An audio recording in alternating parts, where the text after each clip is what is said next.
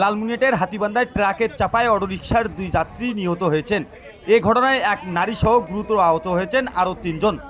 আহতদের উদ্ধার করে হাতীবান্ধা উপজেলা স্বাস্থ্য কমপ্লেক্সে চিকিৎসা দেওয়া হচ্ছে। আমরা এই রাস্তা দিয়ে যাওয়ার সময় কিছুক্ষণ আগে দেখলাম যে একটা অটো আর ট্রাক মুখোমুখি সংঘর্ষ। এখানে কয়েকজন রোগী পড়ে থাকা দেখলাম। দেখার পর আশপাশে কয়েকজন লোক সহকারে ভ্যানের মধ্যে ওঠায় আমরা হাসপাতালে নিয়ে গেলাম। হাসপাতালে এখানে স্পটে একজন মারা গেছে। হাসপাতালে নিয়ে যেতে যেতে আমার কোলের মাঝে একজন মারা গেছে আর কি।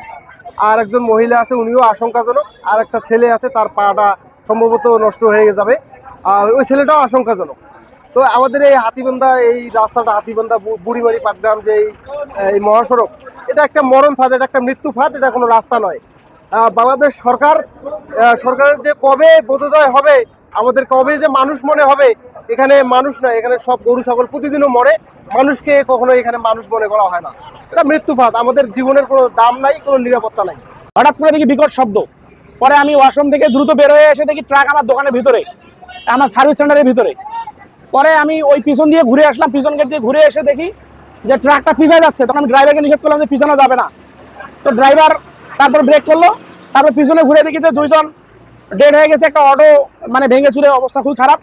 পরে আমার দোকানের 2টা দোকান, আমার পাশাপাশি 2টা দোকান, 2টা দোকানের সামন পুরা একদম মানে সামন পুরা ভেঙে গেছে। কাঁচ ছিল, তারপর শাটার ছিল, কেসি গেট ছিল, সব ভেঙে একদম ধুলা হয়ে গেছে। এই অবস্থা আর কি দেখতে পেলাম। কয়েকজন লোক খুবই মানে মুমূর্ষু অবস্থায় আছে। পরে ফায়ার সার্ভিসকে ফোন দিলাম, ফায়ার সার্ভিস দ্রুত চলে আসলো। ফেলে অটো লাগে দিয়া এই দোকানের সাইডে চলে এসেছে। সাড়া শুটের ভাঙে দিয়ে গ্লাসগুলো সব ভাঙে দিয়ে আমার দোকানের এই পর্যন্ত আসছি। আমি যেখান থেকে বেড়ে পালাবো সেই সুযোগটা আমি পাইতেছি না। আমি দিশে হারিয়ে গেছি, আমি কোন পাকে পালাবো।